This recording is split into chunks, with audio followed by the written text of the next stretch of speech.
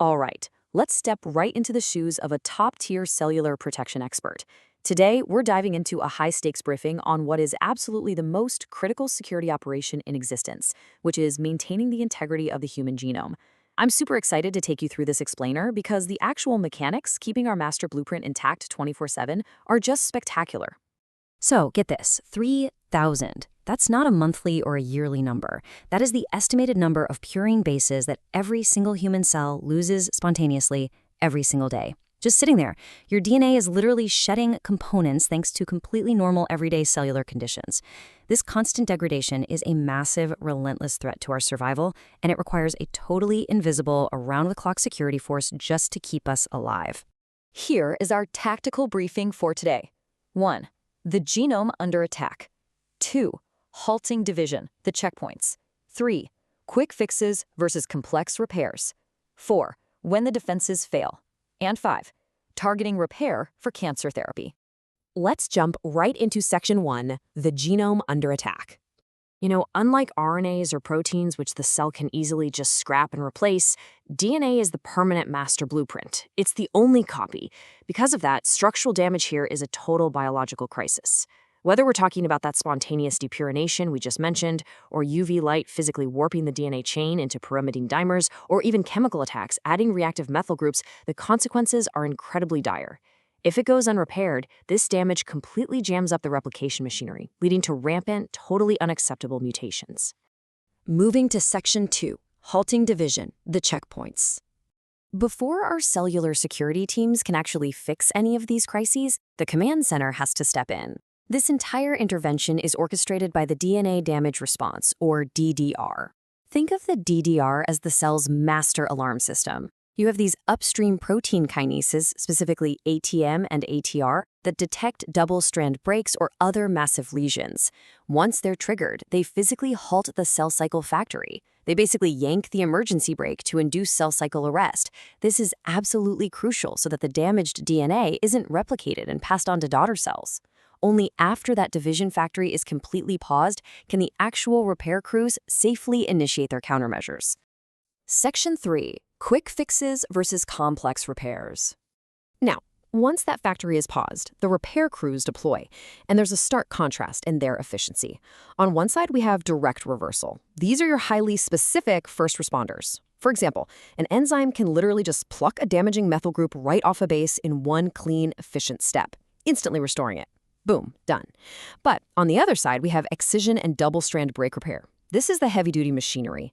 It's deployed when the breach is just way too complex for a quick fix, requiring the cell to actually cut out the affected section entirely and synthesize brand new DNA to fill the gap. Let's break down those heavy-duty crews real quick. Base excision repair handles the smaller single-base errors, like removing an incorrect uracil base. Nucleotide excision repair, or NER, brings in a massive protein complex to cut out big, bulky damage, like those UV-induced dimers we talked about. And then, for the absolute most catastrophic breaches, double-strand breaks where the DNA strand is literally snapped in two, the cell calls in homologous recombination and non-homologous end joining. I really want to spotlight homologous recombination for a second because this is the elite tactical unit of the cell. It relies on these incredibly intricate protein complexes, including RAD51 and BRCA2. What makes HR so amazing is its sheer accuracy. It actually uses an undamaged sister chromatid as a pristine template to flawlessly reconstruct the broken DNA. But there's a catch. Because it relies on that template, it can only operate during very specific windows of the cell cycle, namely the S and G2 phases, right after the DNA has already been replicated. Which brings us to Section 4, when the defenses fail. The stakes for human health here are just staggering. To protect our cells, especially highly sensitive ones like hematopoietic stem cells, from toxic metabolites like alcohol, we rely on a brilliant two-tiered system. The first tier utilizes detoxification enzymes to just break down the threat outright. But if toxins slip through and cause severe DNA crosslinks, Tier 2 activates, the Fanconi anemia repair pathway. This is the ultimate backstop. If both of these tiers fail, the cell dies, which leads to devastating stem cell failure. And when patients inherit genetic defects in these specific repair units, we see diseases that prove exactly how vital these invisible mechanisms really are. For instance, defective nucleotide excision repair causes xeroderma pigmentosum, leaving patients so hypersensitive to UV light that normal sunlight exposure almost guarantees multiple skin cancers. A defect in cross-link repair leads directly to Fanconi anemia and severe bone marrow failure. And mutations impacting transcription-coupled repair result in Cockayne syndrome, which comes with severe developmental and neurodegenerative issues. Finally, Section 5, Targeting Repair for Cancer Therapy.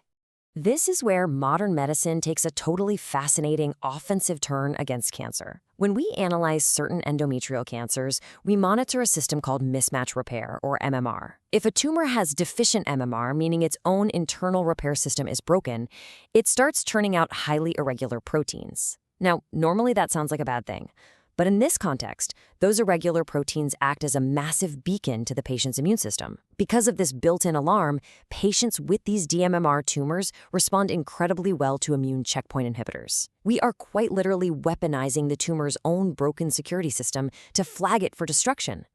And honestly, we are pushing this manipulation even further today with gene editing tools like CRISPR/Cas9. Think of CRISPR as the ultimate hijack of the cellular security system. It works by intentionally causing a highly specific, targeted double-strand break in the DNA.